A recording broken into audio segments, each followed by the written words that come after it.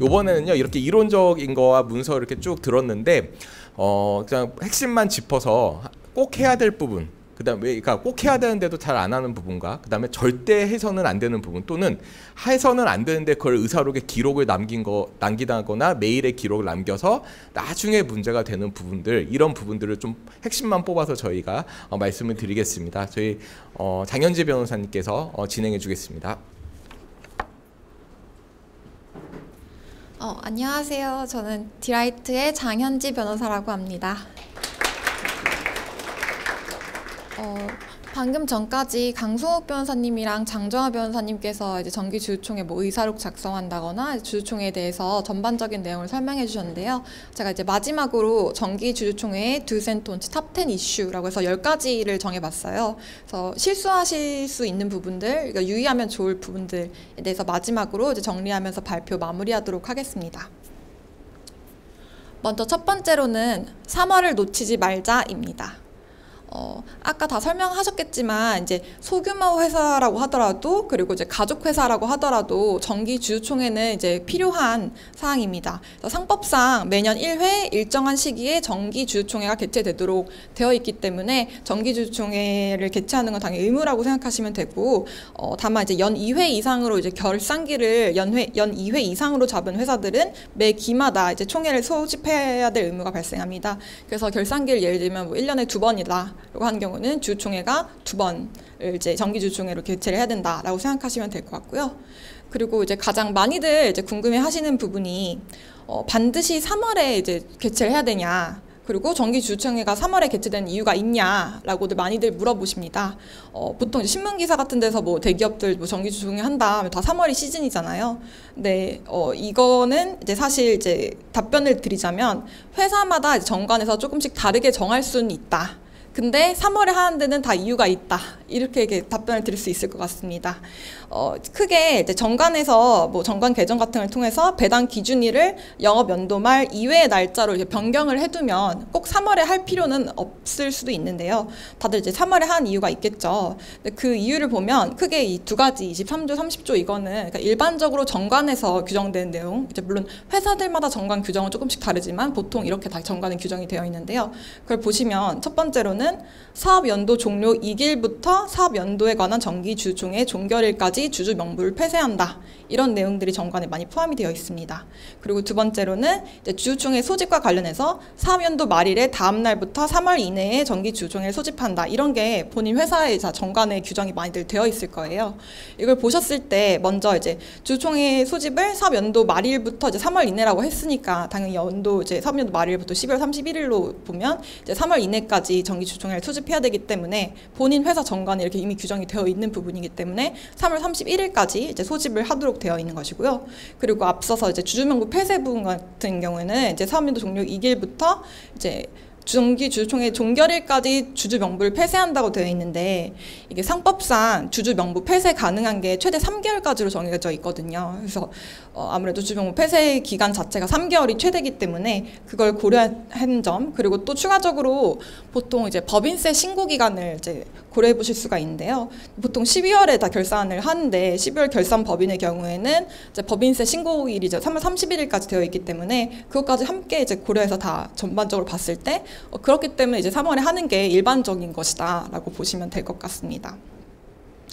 그리고 이제 주주총회를 개최하지 않으면 그럼 뭐가 문제가 되냐라고 궁금하실 수 있는데, 이때 이제 상법상으로 정기주주총회 같은 걸 계속 개최하는 의무를 해태한다면 과태료가 최대 500만 원까지 이제 부과가 될 수가 있습니다. 근데 이걸 뭐 매번 조사가 나와서 이제 과태료를 부과하느니 마느니 이게 문제가 되는 게 아니라, 사실 더 큰 문제는 이제 그 과태료 자체보다도 이제 나중에 이제 의무 위반, 이제 사실 여기 그 상법상으로 정기주주총회가 개최되도록 되어 있잖아요. 근데 그게 계속 이런 걸 개최하지 않고 이제 임의적으로 계속 운영을 하다 보면 나중에 이제 주주 중에 누군가가 이거를 이제 대표이사 해임 사유로도 이제 주장을 해볼 수가 있습니다.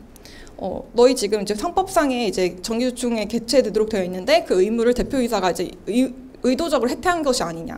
그리고 나중에 투자 받으실 때도 문제가 충분히 될 수 있기 때문에 3월을 놓치지 말자라고 해봤습니다. 네, 그리고 두 번째로는 주주총회의 안건을 확인하자입니다. 아까 이렇게 이미 다 설명해 주셨지만 정기주주총회에서 이제 필수 안건이 있다면 크게 두 가지가 있는데요. 하나는 직전 결산기 영업 보고하는 거, 그리고 두 번째는 직전 결산기 재무제표 승인하는 것입니다. 그러니까 아까도 이제 정기주총이랑 임시주총이랑 크게 차이가 없다라고 말씀을 드렸는데, 그래서 이제 정기주총에서 필수 안건으로 이 두 가지는 그래도 3월까지 다 다뤄야 되는 부분이기 때문에 반드시 포함을 시키셔야 되고, 그렇기 때문에 이때 정기주총을 준비하실 때 이제 재무제표라던가 이제 감사보고서, 뭐 영업보고서 이런 것들 다 준비를 하셔서 미리 마련을 하셔서 정기주총에 이제 회사가 이제 주주들과의 이제 총회에 있어서 이게 임하시면 됩니다. 그리고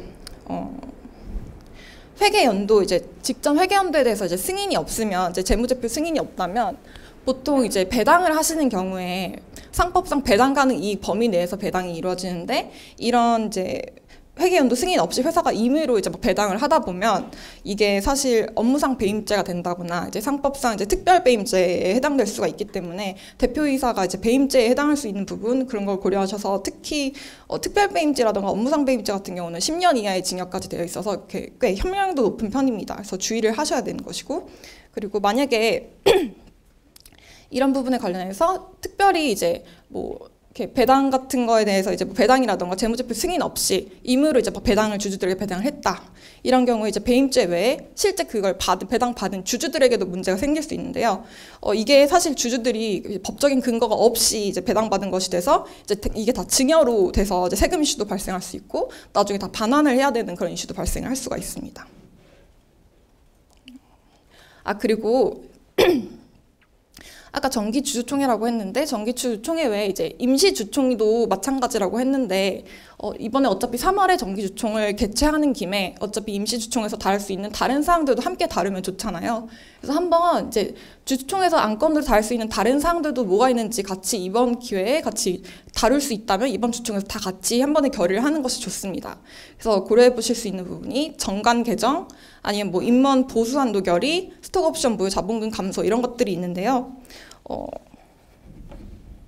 특히 임원의 임기 같은 걸 한번 확인해 보시는 게 좋아요. 그래서 만약에 임원이 이제 중임을 이루어준다, 아니면 새로 어떤 이사를 선임해야 된다, 이런 부분들이 있다면 이번 정기 주총에서 같이 그 내용들도 한꺼번에 결의를 하셔서 이렇게 진행을 하시는 것이 좋습니다. 그리고 이 안건들과 관련해서 한 번 더 이제 고려를 해보셔야 되는 부분은 보통 결의랑 특별 결의에 대한 부분입니다. 아까 말씀드렸던 것처럼 보통 결의의 결의 정족수랑 특별 결의의 결의 정족수가 다릅니다. 그래서 그것들이 어떻게 구분이 되냐, 사실 이건 뭐 인터넷에서도 충분히 확인하실 수 있는 부분이고 보통 변호사한테도 물어보면 그냥 간단하게 답변해 줄 수 있는 부분인데, 이제 뭐 이사를 선임한다던가 아니면 어떤 이사의 보수를 결정한다던가 뭐 재무제표를 승인한다거나 이런 거는 이제 보통 결의에 속해서 발행주식 총수의 4분의 1 이상, 그리고 이제 출석 주주 의결권의 이제 과반수 이상으로 통과시키면 되는 건데요. 이제 특별 결의 같은 경우는 이사를 해임한다거나 아니면 뭐 정관을 변경한다거나 뭐 주식 매수 선택권을 부여한다거나 이런 경우에는 특별 결의라서 이제 정족수가 더 높아집니다.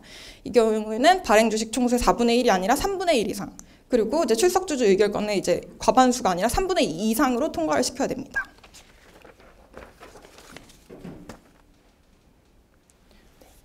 그리고 세 번째로는 서면 결의를 위해서는 주주 전체의 동의가 필수라는 것입니다. 여기서 말하는 건 서면 결의라는 게 일단 주주총회 개최할 건데 나는 그날 참석 못하기 때문에 나만 그냥 서면으로 제출할게, 이런 게 아니라 애초에 그냥 주주총회 개최를 하지 않고 우리가 그냥 서면에 의해서 결의를 계속 진행을 했으면 좋겠다, 우리 회사가. 그런 경우에 대한 건데요. 이때 크게 세 가지 요건이 필요합니다. 먼저 첫 번째로는 그 소규모 회사, 자본금이 10억 원 미만이어야 되고, 그리고 두 번째로는 정관에 이거에 관련된 정관 규정이 있어야 되겠죠. 우리는 주주총회 개최 없이 서면에 의한 결의를 할 수 있다, 이런 내용이 정관에 포함되어 있어야 되고요. 그리고 세 번째로는 주주 전원이 동의를 해야 됩니다. 그래서 아래에 법 규정, 3법 규정을 좀 포함해놨는데, 그래서 여기 자본금 총액이 10억 원 미만인 회사는 주주 전원의 동의가 있을 때는 소집 절차 없이 주총 개최할 수 있고 서면에 의한 결의로서 주총 결의를 가름할 수 있다라고 되어 있고요. 그리고 368조의 3에 따라서 이제 정관이 정한 바에 따라서 총회에 출석하지 않고 서면으로 의결권 행사할 수 있다. 그래서 이걸 다 합쳤을 때 이 세 가지, 자본금 10억 원 미만, 주주 전원의 동의, 정관 규정, 이 세 가지가 이제 다 이루어진다면 이제 서면 결의를 할 수 있다라고 보시면 됩니다. 그리고 이때 주주 전체가 동의를 하고 주주 전원이 의사록에 서명 날인을 해야 되는데요. 그때 이제 등기할 사항이 있다면 인감 도장을 이제 날인하고 인감 증명서까지 주주분들의 각 인감 증명서까지 첨부를 하는 것이 좋습니다. 보통 이제 등기소에서 단순히 이렇게 사인만 한 거로는 받아주지 않기 때문에 인감까지 같이 포함을 해주시기 바랍니다. 그리고 네 번째로는 소집 통지에 관한 것인데요. 소집 통지는 의결권이 있는 형식상 주주에게 해야 됩니다. 그러니까 이게 의결권이 있는 주주 그리고 주주 명부상의 주주 이 두 가지로 나눠볼 수가 있는데 일단 의결권이 있는 주주라는 거는 이제 보통 우리가 뭐 주주총회를 한다라고 하면 이렇게 모든 주주들에게 다 소집 통지를 해야 되는 게 아니냐라고 이렇게 잘못 생각하실 수도 있는데 그게 아니라 보통 우리가 그 주식에 따라서는 의결권이 없는 우선주가 될 수도 있고 뭐 의결권이 제한되는 상호보유주가 될 수도 있고 그 주식의 종류가 다르잖아요. 그래서 의결권이 애초에 없는 이제 주식이라면 어차피 주주총회라는 게 어떤 걸 의결하기 위한 것이기 때문에 그런 주주들에게는 따로 이제 소집 통지를 할 의무가 없습니다. 그리고 이제 주주 명부상의 주주라고 돼 있는데 이게 사실 요즘에는 크게 문제가 되지 않는데 그 뭐 차명주주 뭐 이런 거 있잖아요. 그러니까 내가 사실은 진짜 그 주식을 가진 내가 실질주인데 뭐 예를 들면 강성욱이라는 사람 형식상의 주주를 거기 주주 명부에 넣어놓고 돈은 다 내가 낸 거고 내가 진짜 주주다. 장현지가 진짜 주주다. 뭐 이런 경우에 대한 문제예요. 그러니까 과거의 경우에는 과거 판례들은 회사가 예를 들면 회사 입장에서 강성욱이 그 주주 명부에 있지만 진짜 주주는 장현진 걸 회사가 알고 있었다. 그런 경우에는 그 실질 주주한테 통지를 해야 되고 만약에 강성욱이 와서 막 나 이거 한다고 해도 장현진 걸 회사가 알고 있었다면 이거는 의결권을 장성욱이 맘대로 한 거다.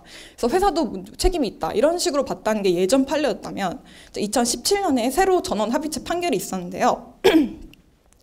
이거에 따라서는 이제 회사가 실질 주주가 있는지 없는지 알았건 몰랐건 무조건 형식 주주에 대해서만 이제 통지를 하면 되고 형식 주주에 대해서만 이제 그 의결권 행사가 가능하게 된다는 것입니다.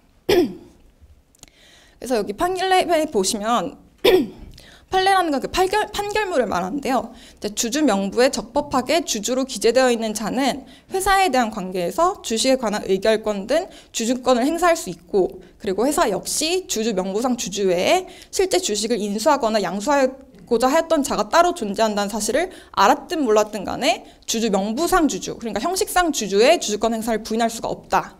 그리고 주주 명부의 기재를 마치지 아니한 자 그러니까 실질 주주의 주주권 행사를 인정할 수도 없다.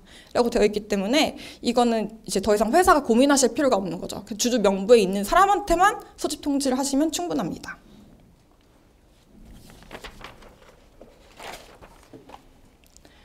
네, 그리고 다섯 번째는 소집 통지는 반드시 적법한 방식으로입니다. 왜냐하면 소집 통지 자체에 하자가 있는 경우에는 주총 결의 자체가 취소의 사유가 될 수 있기 때문에 소집 통지 자체도 굉장히 적법한 방식으로 이루어져야 되고 그렇기 때문에 저희가 이따가 이제 함께 다 그 파일을 공유해 드린다고 했는데 그런 뭐 결의서 양식이라던가 그런 것들을 잘 사용하셔야 되는 이유가 됩니다.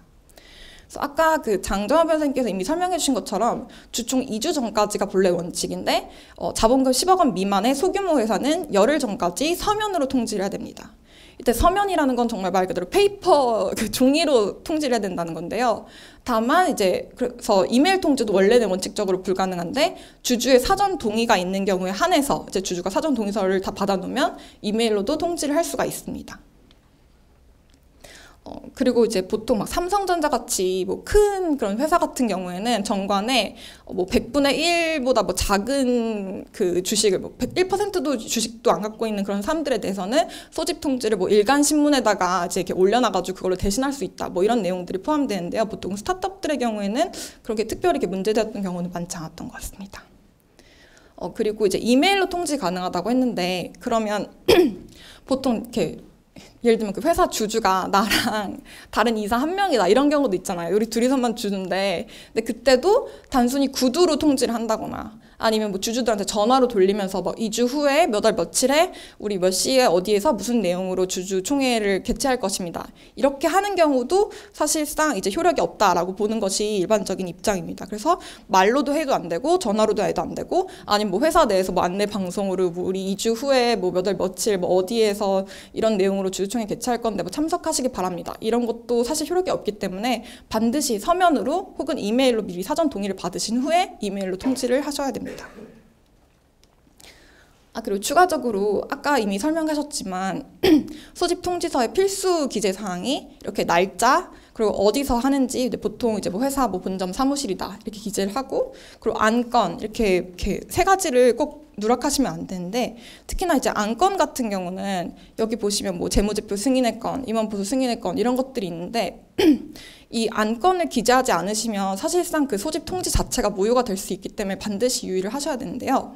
왜냐하면 보통 이제 주주들이 내가 이 주주총회에 참석할지 말지 여부를 결정하는 것 중에 하나가, 만약에 안건 자체가 나랑 특별히 이렇게 연관이 없는 안건이다. 그러면 그걸 보고 굳이 뭐 이번에는 안 가도 되겠는데? 라고 생각할 수가 있잖아요. 그렇기 때문에 안건 자체를 만약에 기재를 안 해놨다면 그 소집 통지 자체도 이제 효력이 없다라고 볼 수도 있기 때문에 반드시 이거는 그 안건은 기재를 해주셔야 됩니다.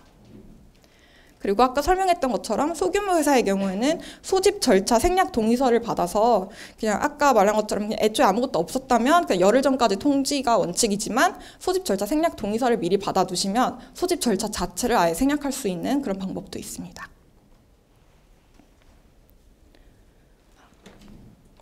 여섯 번째는 아까도 다시 한번 이제 말씀해 주셨지만 사전에 통지하지 않은 의안을 맘대로 그날 주주총회 당일에 가서 추가하거나 이제 변경할 수가 없다는 것입니다. 아무래도 주주총회니까 주주들 모인 김에 다 이것도 다 얘기하면 좋지 않나? 라고 생각해서 그날 당일에 갑자기 뭐 이런저런 얘기들을 하실 수도 있는데, 여기 판례에서 보시면 대법원이 주주총회에 있어서는 원칙적으로 주주총회 소집을 함에 있어서 회의의 목적사항으로 한 것 이외에는 결의할 수 없으며, 그러니까 회의의 목적사항이라는 건 여기서 말하는 안건을 말하는 거거든요. 그래서 그거 외에는 결의를 할 수가 없고, 이게 위배된 결의는 특별한 사정이 없는 한 이제 법령에 위반하는 것으로 봐야 된다. 그러니까 결의 취소 사유가 된다라는 그런 판단입니다. 그렇기 때문에 사전에 통지하지 않은 의안을 주총 당일에 추가하거나 변경할 수 없다라고 보셔야 되는데요. 단 한 가지 예외가 있습니다.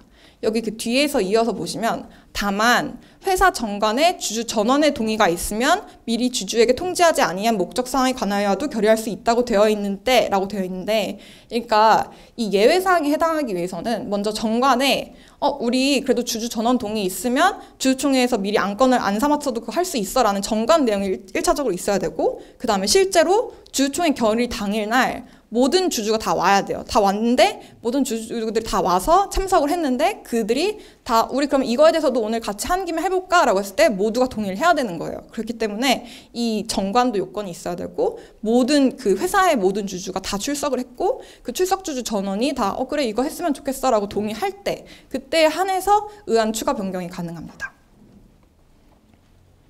그리고 혹시나 해서 이제 뭐 가끔씩 막 이렇게 사소한 것들도 물어보시는 분들이 계셔서 그런데, 이제 의안 내용을 조금만 변경하면 뭐 어떻게 되냐 뭐 이런 것들 있잖아요. 분명히 뭐 이사 선임을 하기로 했다. 이사 선임 안건으로 했는데 뭐 이사 선임을 3월에 하는 그 선임의 건 이렇게 했는데 이사 선임이 뭐 3월이 아니라 그냥 4월에 하는 걸로 하자. 이런 식으로 주총에서 갑자기 된다. 이런 건 사실 이렇게 큰 틀에 있어서는 이렇게 크게 변경된 게 아니고, 사실 뭐 실질적인 동의성이 인정된다라고 해서 뭐 3월에 하는 걸 뭐 3월에 한다던가 뭐 이렇게 그 내용만 뭐 이사가 3월부터 출근하기로 한 걸 4월로 바꾸자 이 정도는 사실 특별히 이제 수정 동의로 봐서 이제 문제가 되지 않습니다. 그 7번째는 주주총회 의사록을 작성하자입니다. 아까 이미 주주총회 의사록 어떻게 작성해야 되는지, 작성할 의무가 있다는 것들은 다 설명을 해주셨는데요. 이때 뭐 주주총회 안 변호사님께서 방금 저 나오기 전에 이렇게 많이 설명해 주셨는데, 가장 많이들 궁금해 하시는 게 주주총회 의사록이니까 당연히 주주들이 사인해야 되는 거 아니야? 라고 생각하시는데, 그것들은 이렇게 잘못 오해하시는 경우가 많은데, 여기 상법 373조 제가 밑줄 쳤는데 보시면 의장과 출석한 이사가 기명 날인 또는 서명하도록 되어 있잖아요. 그러니까 의장이라는 거는 보통 대표이사 아니면 대표이사가 아니면 이사 중에 한 명이 이제 의장, 그리고 출석한 이사가 기명 날인 서명을 해야 되는 거기 때문에 주주들이 뭐 의사록에 사인을 해야 된다거나 뭐 그런 거는 전혀 없습니다. 그리고 이 의사록을 원칙적으로 상법에 따라서 본점과 지점에 비치를 해야 된다라고 되어 있는데, 사실 본점과 뭐 지점에 뭐 종이로 해가지고 다 늘 비치하고 구비해 두면 가장 좋겠지만, 사실 그런 건 일반적이지 않기 때문에 이 경우에는 보통 이제 주주나 회사 채권자들이 와서 우리 그때 했던 그 주주총회 의사록 좀 보여줘라고 했을 때 보여줄 수 있는 그런 상황이 마련되어 있으면 충분하다고 생각이 됩니다. 그리고 이제 주총 의사록 작성과 관련해서 아까 설명해 주셨던 걸 다시 한번 이제 반복해서 이제 뭐 재정리를 해보자면, 이제 일시 언제 우리가 개최했다, 그리고 장소 뭐 본점 사무실에서 개최했다, 그리고 이제 회사가 갖고 있는 발행 주식 총, 발행한 모든 주식의 총수가 몇 주이고, 그리고 그 주주의 수가 몇 명이고, 그리고 오늘 이 주주총회에 출석한 주주가 몇 명이고, 그리고 출석한 주주들이 소유한 주식 수가 총 몇 개인지, 이렇게까지를 반드시 이제 기재를 앞부분에 해주셔야 되고요. 그리고 의안에 따라서 보통 이제 뭐 만장일치 찬성에 의해서 뭐 다음과 같이 결의한다 이렇게 하는 경우가 많은데, 아까도 말씀 주신 것처럼 이제 뭐 반대하는 경우도 있을 수 있잖아요. 그래서 뭐 간신히 통과하는 경우도 있을 수 있잖아요. 그 경우에는 뭐 출석 주주 중에 누구누구가 뭐 반대를 했는데 그 사람들의 뭐 그 정족수가 있잖아요. 뭐 4분의 1 이상 그거 다 충족했는지만 확인되면 되기 때문에 누구누구 주주가 뭐 반대를 했고 그 주주들이 보유한 주식의 수는 몇이다, 이런 것들이 확인되면 충분합니다. 그리고 8번째로는 의결권 위임 시의 유의사항입니다. 의결권의 대리 행사에 대해서도 이미 첫 번째 그 강소은 변호사님, 뭐 장정환 변호사님 다 설명을 해주셨는데요. 의결권 대리 행사라는 건 결국 내가 주주인데 내가 그 주주 총회에 참석을 해야 되는데 참석을 못할 때 그냥 대리인을 보내서 대신 뭐 찬성할지 반대할지 의사를 전달하게 하는 걸 말합니다. 여기서 제일 중요한 건 결국 그 대리인이 가져가야 될 서류인데요. 대리인은 크게 일단 위임장 원본, 그리고 본인의 신분증, 이 두 개를 반드시 지참을 해야 됩니다. 여기서 그 상법에 따라서 대리권을 증명하는 서면을 제출해야 된다고 하기 때문에 이 대리권을 증명하는 서면인 위임장이 필요한 것이 되고요.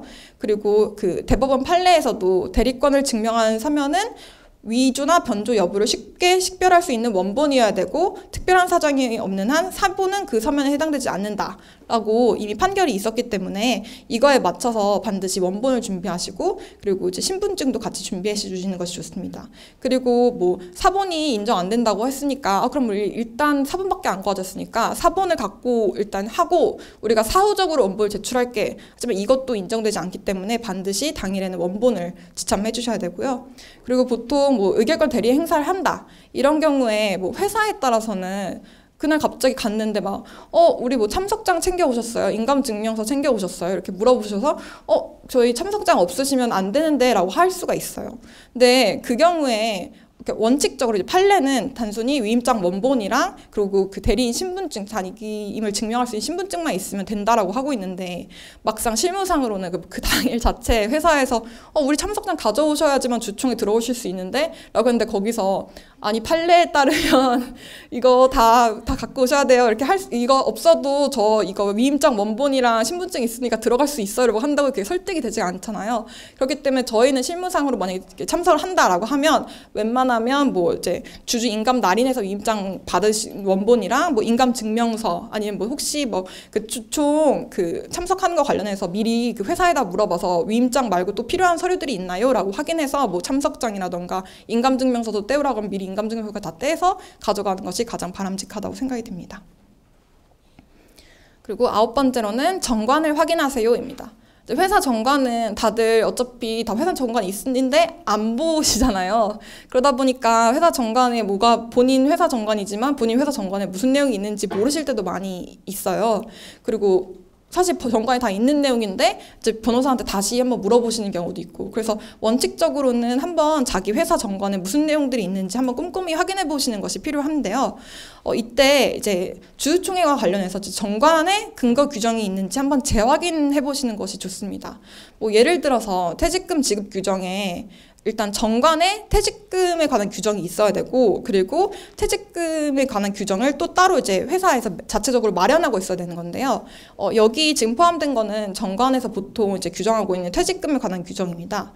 여기 보시면 임원에 대한 퇴직금 및 퇴직 위로금의 지급은 주주총회 결의를 거친 임원 퇴직금 지급 규정 및 임원 퇴직 위로금 지급 규정에 의한다 라고 되어 있어서, 결국 정관에서도 결국은 이제 뭐 지급 규정, 회사가 마련한 지급 규정에 따라라 뭐 이렇게 규정이 되어 있는 건데, 이런 경우에는 특별히 문제가 되지 않고, 그리고 이렇게 이 지급 규정에 나름대로 뭐 기준이 있을 거 아니에요. 뭐 회사에서 뭐 몇 년 동안 일한 사람에 대해서 뭐 몇 퍼센트 뭐 이런 식으로 다 퇴직금 규정이 있을 텐데, 이런 기준이 아예 없는 상태로 퇴직금을 지급을 했다. 근데 그 퇴직금 지급할 때 주총 결의 다 거쳤다. 이런 경우에는 무슨 문제가 생기냐 라고 이렇게 궁금해하시는 분들이 계시는데 어차피 뭐 다 지급했고 이미 돈 다 냈는데 뭐 문제될 게 있나라고 생각하실 수 있는데 이게 세금 이슈가 발생을 할 수가 있습니다. 보통 이렇게 퇴직금 지급 규정이 있고 그거에 따라서 퇴직금이 이제 다 지급이 된 경우에는 회사 그 송금 산입이 다 되기 때문에 특별히 문제가 되지 않는데 만약에 이런 규정이 없는데 막 임의로 뭐 이 사람 퇴직하는데 그 전 막 연봉이 10배를 막 지급한다.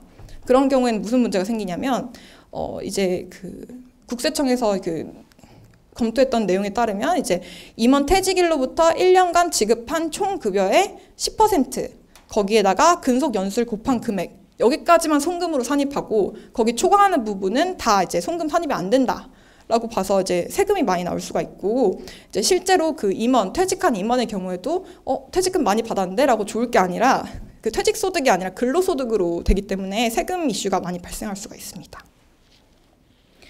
그리고 이제 벤처기업법 개정 내용 반영이 되는지 확인하셔야 되는데요. 이제 스톡옵션 같은 경우에는 이미 장정원 변호사님께서 아까 설명을 해주셨지만 이제 스톡옵션 같은 거 할 때 이제 벤처기업법이 상법에 우선해서 적용이 되기 때문에 사실 그냥 뭐 이제 전체적으로 이제 뭐 정관 내에 아예 규정이 없었다거나 뭐 그런 경우에는 오히려 문제가 안 될 수 있는데 이제 벤처기업인데 이 우리 회사가 벤처기업인데 정관에 상법을 기준으로 주식 매수 선택권을 뭐 부여할 수 있도록 한다 뭐 이런 식으로 되어 있다면 오히려 문제가 될 수가 있습니다. 왜냐하면 벤처기업법상 그 적용이 아니라 정관에는 우리 벤처기업법이 있지만 상법에 따라서 지급한다고 되어 있기 때문에 이게 약간 충돌하는 문제가 발생할 수 있어서 이제 각자 정관을 한번 우리가 주식 매수 선택권에 관한 그 정관 규정이 있다면 어떻게 규정하고 있는지 한번 더 확인을 해보실 필요가 있습니다. 그리고 이제 복수 의결권 같은 경우에도 이제 벤처기업법에서 벤처기업이 복수 의결권 주식을 발행할 수 있게끔 되어 있는데 이때 그 각호의 사항을 정관으로 정하여야 된다라고 그 벤처기업법상에 이제 규정이 있습니다. 그래서 우리 이제 벤처기업법상으로 복수 의결권 주식 이거 발행할 수 있네라고 해서 이제 주총 통해서 바로 이렇게 발행할 수 있는 게 아니고 우리 회사 정관에 이미 그 이런 규정들이 다 있어야지 그 복수 의결권 주식도 발행이 가능한 거기 때문에 단순히 우리 주총으로 통과했으니까 다 문제 없어라고 할 게 아니라 이게 정관에 이미 들어가야 되는 이슈인 건지 먼저 첫 번째로 확인하시고 그 다음에 주주총회를 이제 결의를 하시는 것이 필요합니다. 그리고 마지막으로는 투자계약서를 확인하세요입니다. 우리 지금 정기주총하는데 투자계약서랑 무슨 상관이 있다고 투자계약서를 확인해? 라고 생각하실 수 있는데 이게 투자계약서도 마찬가지로 이제 정관처럼 다들 이렇게 꼼꼼히 보시지는 않는 경우가 많아요. 근데 보통 이게 일반적인 투자계약서에 포함되어 있는 조항인데 보통 뭐 경영사항에 대한 동의권 및 협의권이라고 해서 이제 회사 및 이해관계인 여기서 말하는 이해관계인은 대표이사를 말하는데 이제 회사 및 이해관계인은 이런 사항에 대해서 투자자에게 서면 동의를 얻어야 된다. 이런 규정들이 투자계약서에 반드시 거의 웬만한 경우에는 거의 90% 이상 다 포함되어 있다고 보시면 되는데 이때 보시면 여기 사항들이 그 투자자로부터 동의를 얻어야 되는 사항들이 뭐 정관의 변경, 신주 발행, 주식 매수 선택권 부여 뭐 이런 것들이어서 사실 어떻게 보면 주총에서 이제 결의해야 되는 내용들이랑 겹치는 경우가 굉장히 많이 있어요. 그래서 우리가 이제 주총 결의를 다 통과시켰으니까 이제 문제 없다고 생각하실 게 아니라 이거 투자자들한테도 동의 얻어야 되는 부분 아니야? 라고 한 번 더 이제 추가적으로 이제 확인을 해보셔야 된다는 거죠. 그리고 특히 이제 협의권 같은 경우에는 통지를 하면 충분한 거고 이제 동의까지 받을 필요는 없는 거기 때문에 이제 동의를 받을 내용이 뭔지 협의를 받아야 될 내용이 뭔지를 구분해서 확인해 보시는 것도 좋습니다. 그리고 이제 한 가지 더 마지막으로 말씀드리면 이제 투자계약서상에 이제 이익 배당에 대한 규정이 반드시 포함되는데 여기 보시면 회사는 주주총회에서 재무제표의 승인 및 배당 결의가 있는 날로부터 1개월 이내에 본건 종리 주식의 주주에게 배당금을 지급해야 된다. 이런 게 있어요. 근데 여기 보시면 그 주주총회에서 재무제표의 승인이라고 했으니까 아까 제가 말씀드린 것처럼 정기주총에서 반드시 해야 될 것 중에 하나가 재무제표의 승인이잖아요. 그러니까 재무제표의 승인을 주총에서 했고 이제 배당 결의까지 했는데 그러면 우리가 이제 주총 결의에서 우리 지금 3월에 정기주총 하면서 이제 배당 결의까지 배당 가능 이익이 있네. 그럼 배당 결의 하자라고 해서 대신 그 배당금 지급은 5월, 6월에 하자. 라고 한다고 해서 맘대로 5월, 6월에 지급할 수 있는 게 아니고 여기서 분명히 재무제표 승인이 있는 날로부터 1개월 이내에 배당금을 지급하도록 투자계약서가 써 있잖아요. 그러니까 그 투자자들에 대해서 분명히 여기 1개월로 명시가 되어 있기 때문에 임의로 막 그 배당금을 지급한 날짜를 뭐 4월, 5월, 이렇게 뭐 5월, 6월로 이렇게 미룰 수 있는 게 아니라 그 결의일로부터 1개월 내에 지급을 해야 되는 거기 때문에 이런 부분도 같이 확인을 해두시면 좋습니다. 네, 이상입니다.